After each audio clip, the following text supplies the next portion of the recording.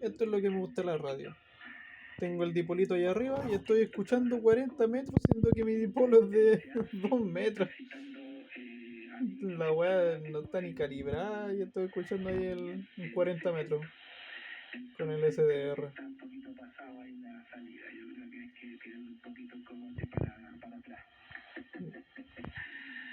Está bueno, está bueno. Hoy día a la noche, a las 22 horas, con Charlie Delta 6, vamos a estar ahí en live. ¿Verdad? Que se cae el celular.